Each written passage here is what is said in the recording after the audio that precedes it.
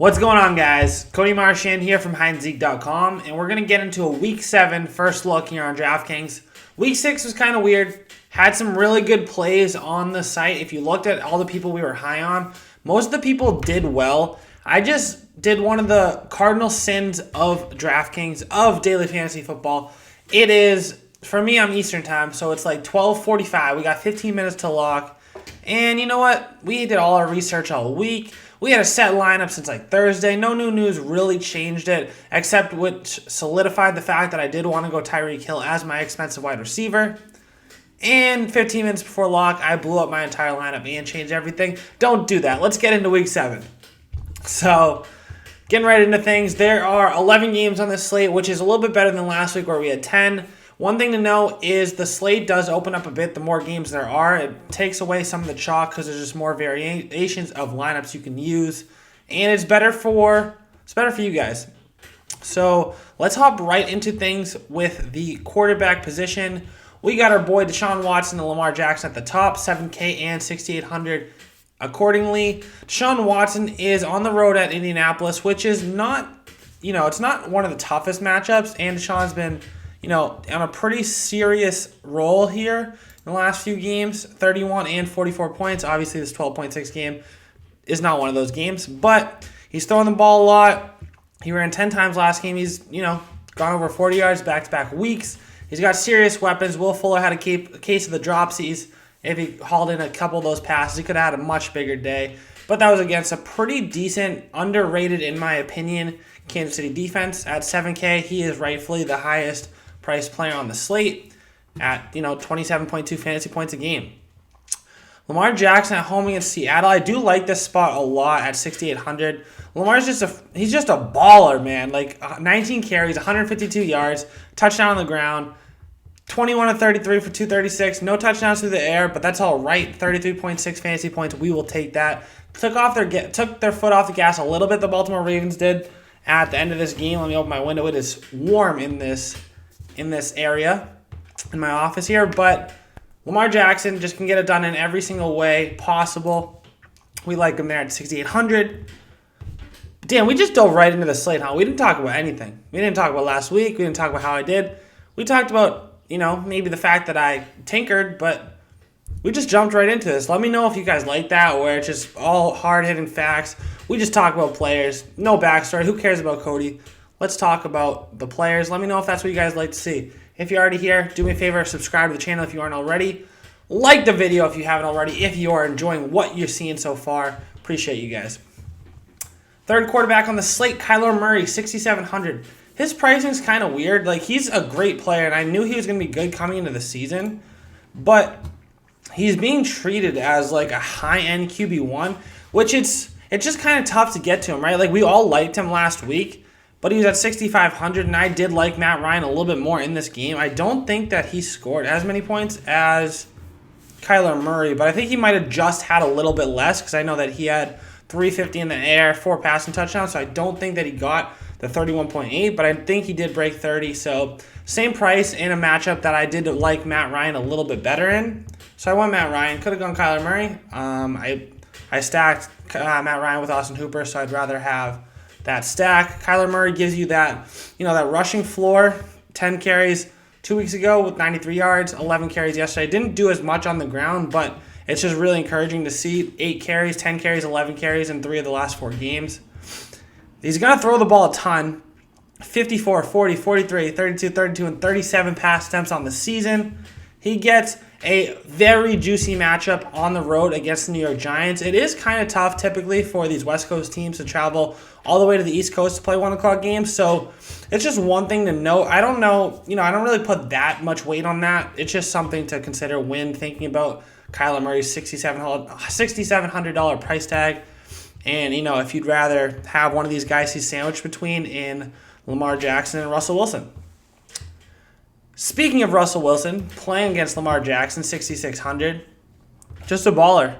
He has these 2 bad games at Arizona, at home against Cincy. Of course, his 2 worst games are arguably, I don't even think arguably, easily his 2 best matchups on the season. And he's just balled out in every other game, right? So I don't know what you want to read into that. He plays up and down to his competition. Maybe might be more game script dependent. Where Arizona they beat pretty good. I can't even say that because they only beat Cincy 21-20. So it's probably no rhyme or reason for why Russell Wilson plays up and down to his competition fantasy points wise. But I think game script has a lot to do with it. We see him, getting close to that 300-yard mark. That's really not what he's going to do a lot. He's not typically this type of a high-volume passer like he was in Week 2 and Week 3. He's an efficient passer. He's one of the most efficient quarterbacks this league has ever seen. 9 rush attempts, which is nice. I think that is a season high. It definitely is. Coming off 8, which, most rushing attempts on the season the last 2 games. I like to see that. And it's led to 30 and 29 points, respectively, in the last 2 games. At 6,600, I do like how DraftKings is starting to price up their quarterbacks a little bit more at the top range. It's just good for your opponents, right? Where you want your opponents to have to make tough decisions at the quarterback position because they make tough decisions at every other position. And I think that DraftKings wanted to always kind of just bunch all their quarterbacks together. It kind of helps keep the distribution similar on like tournaments and like milli makers and things. So I think that's the reason that they do it, but I think that it's more competitive for cash games when there's tougher pricing at the top for quarterbacks, and if you want to go cheap at quarterback, you're not getting the same type of player. Josh Allen at home against the Miami Dolphins, the worst team in the league, no question. They just lost to the Redskins, and I think that they made the right decision going back to Ryan Fitzpatrick, but probably not if they want to tank. Just stay with Josh Rosen if you truly do want that first overall pick locked up. But Josh Allen is a guy I really do like, large part, in part due to his rushing floor. He has some weapons this year with John Brown. He's got Devin Singletary as the rookie out of the backfield. He's got his boy Cole Beasley. And I think that he's just becoming more confident passer in the NFL. His team's pretty solid. This could be one of those games where we don't see a ton of his arm, but that's one thing that I don't really like to put too much weight on because I think people put too much emphasis on the fact that, they're going to kill them. Like the Patriots are going to kill the Giants on Thursday Night Football, so Tom Brady's not going to pass the ball. If they put up 35 points, there's a good chance that the quarterback has something to do with that. He scores some fantasy points.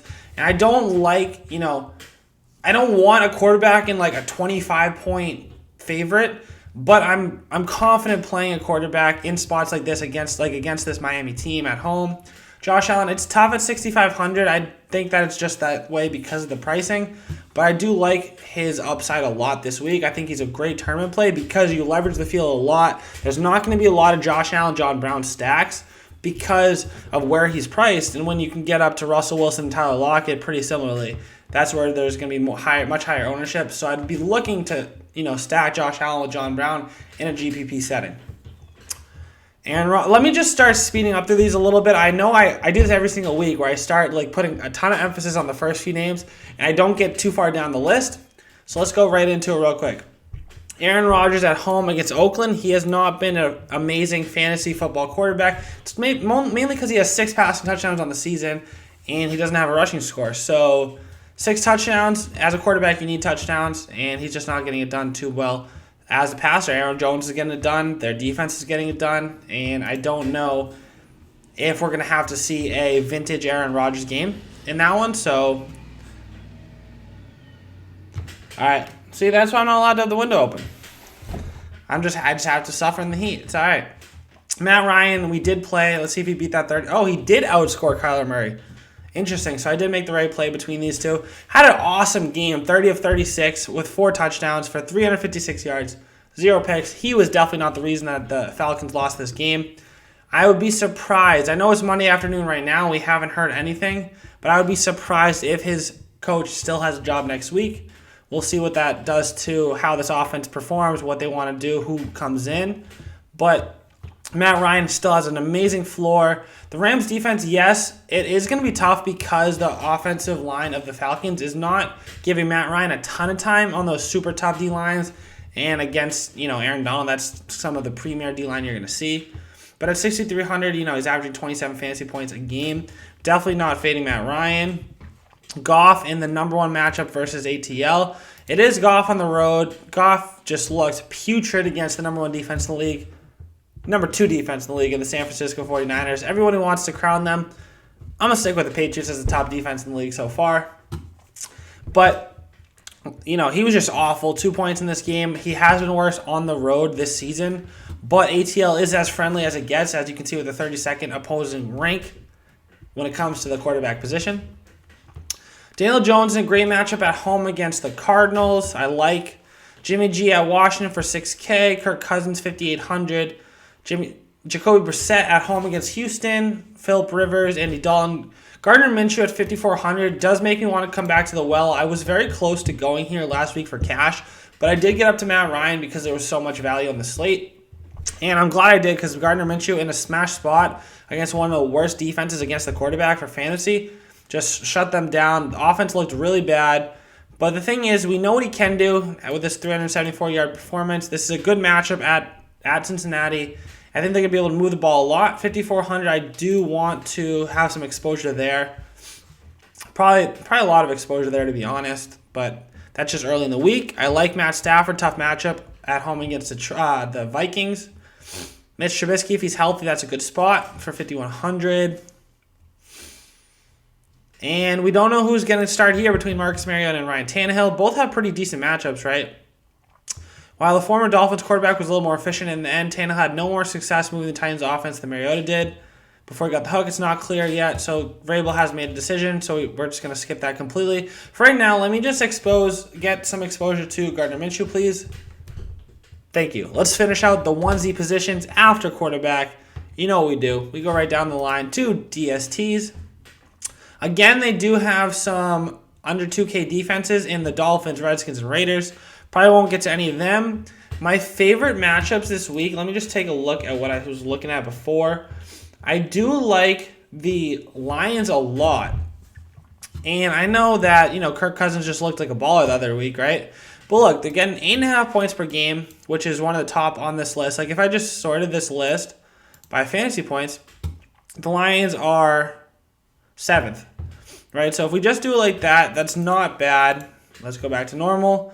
But look at them in pricing. They're, 7th from the bottom. And Minnesota is not actually a super tough defense to put up points against. Kirk Cousins will turn the ball over. He will take sacks. Dalvin Cook, yeah, he's gonna dice you. Probably not gonna fumble a lot. But I do think that with Trey Flowers, this defensive line, they can put some pressure on Kirk Cousins.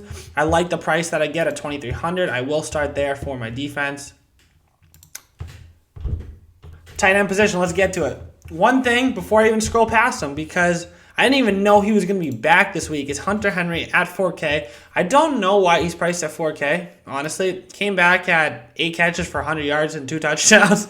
This might be like super chalk because Tennessee's have been really bad against the tight end this year. So I don't want to just, sit here and talk about every tight end when it's pretty obvious that I'm going to go Hunter Henry, just like Austin Hooper last week.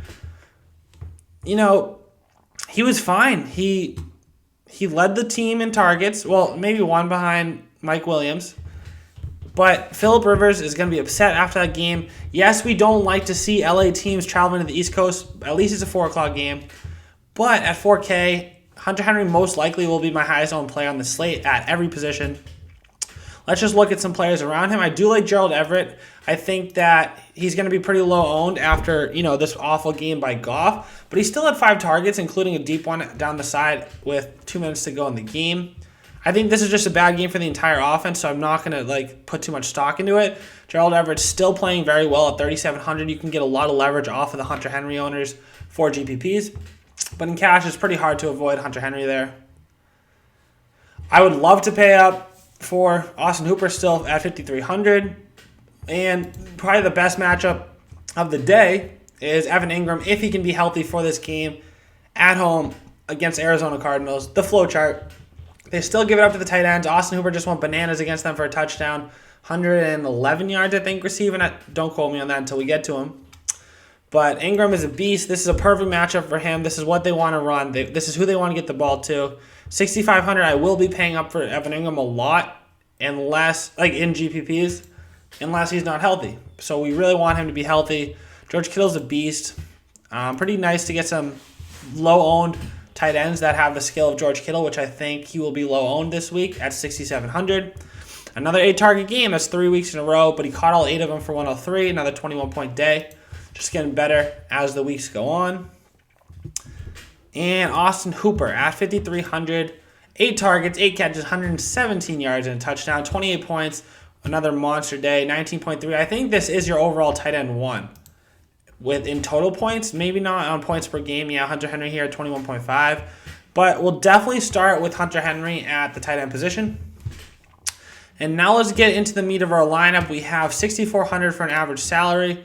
We got Saquon at the top at 8,900. Hopefully he's healthy. Looks like he could be back this week. I'm not positive. Don't quote me. But I think he will be back in this game for a home game against a pretty talentless team. Real quick, I do want to see, because it seemed like just watching the game that Devontae had a big week against this team. 19 for 88, 3 catches on 3 targets, and 2 touchdowns. So I just saw the 2 touchdowns, so I thought he was having a really big game. But, if Devontae Freeman can put up 27 points against the Cardinals, Saquon can definitely do some damage. So I'm definitely interested in Saquon if he's available. But the highest owned player on the slate most likely will be Dalvin Cook at 8K. Detroit is kind of a run funnel. And, he's still getting his carries. This average looked awful, but at least he got the touchdown and he got some work in the passing game. He was playing against Philly, one of the top 3 defenses against the run in the league. So I'm not going to put too much weight into that. But I do like Dalvin Cook. I'm probably just going to throw him in, honestly. Probably not going to get away from him. Kamara, Aaron Jones, Fournette at Cincinnati. I'm probably going to have a lot of Fournette, to be honest. He's just so involved. 29 carries, 23 carries, 20 carries, 3 targets, 7 targets, 6 targets. It's just the volume is insane, guys. We got to get there. Same with Chris Carson, right? I'm not afraid of Baltimore defense this year. 24 attempts, 27 attempts, 22 attempts. Just put him in your lineup. It's that simple. Get Dalvin Cook, get Chris Carson, and then go from there. And even if you want, go play Fournette at your flex. Where is Fournette? Go put him in your flex, and then just get some low price receivers. Yeah, it's nice to get up to Devontae Adams against Oakland. It's nice to get to Cooper Kupp versus the versus the Falcons. But, it's nice to get to Tyler Lockett. It's nice to get to Diggs. It's nice to get to Fuller. But there are some players that we can get to down here, right? We can get to Tyler Boyd at 5,600, Allen Robinson at 5,500, John Brown at 5,500. We could literally play those 3 guys, and that would be our lineup, right? We could literally just go down the list and just boom, boom, boom, boom. If we wanted to, right? We could have Gardner Minshew, Dalvin Cook, Chris Carson, Tyler Boyd, Allen Robinson, John Brown, Hunter Henry, Fournette. Lions defense, I'd be happy with it because I get a ton of volume. I think 3 of the top 4 in terms of carries. I know that, CMC and Le'Veon have more total volume than Chris Carson. But I think in terms of carries, I think Carson out-carries both of them. Don't quote me on that. CMC might have more attempts on the season. But these guys are just going to get the ball fed to them. They're the clear RB1s on their team. Chris Carson's, I think, had 86% of the snap share for the Seattle Seahawks. That's with or without Rashad Penny in the last 4 weeks. Doesn't matter. He's still going to be their most used player. Let me go down the list real quick, though. Let me just take these guys out. Even though I do really like Allen Robinson at 5,500 against the Saints.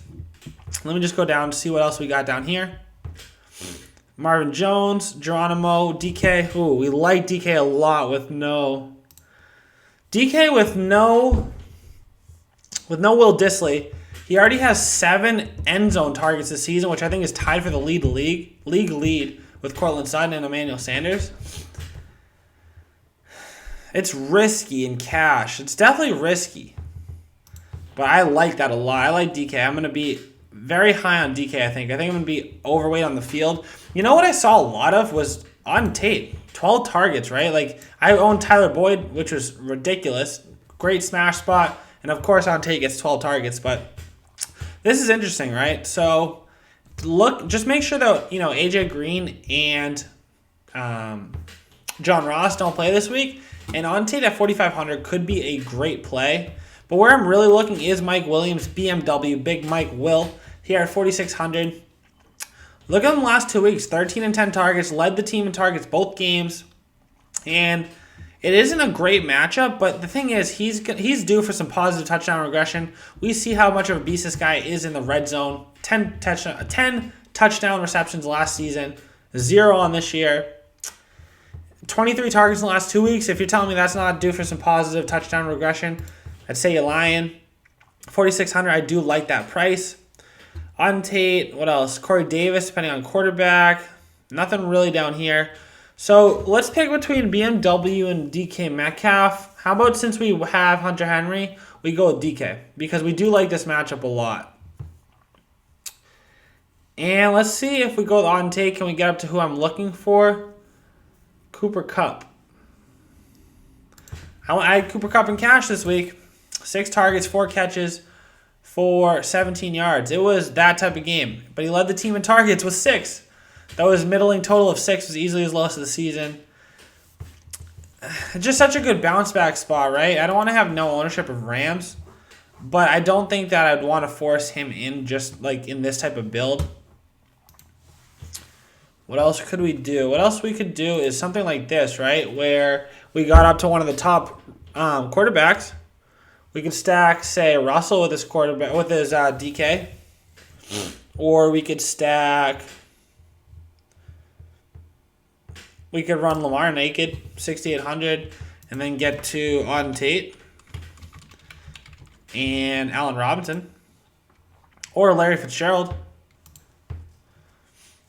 Terry McLaurin, Larry Fitzgerald. Wow, I like Larry Fitzgerald a lot here. The Giants are just so bad, like I said. And one thing about Larry Fitzgerald, he doesn't have one game this season with less than 5 catches. And in cash, we like to see this consistency. 16 points per game. I kind of like this as an initial build right here, guys. Lamar Jackson, Dalvin Cook, Chris Carson, DK Metcalf, Auden Tate, Larry Fitzgerald, Hunter Henry, Leonard Fournette, and Lions D. I get a ton of floor here with some major upside with Lamar Jackson, DK Metcalf, and, you know, all the big boys. So that's going to be the initial first look build here on HydeAndZeke for DraftKings for Week 7. If you made it this far, like I said, please like the video. And guess what? I will see you guys next time.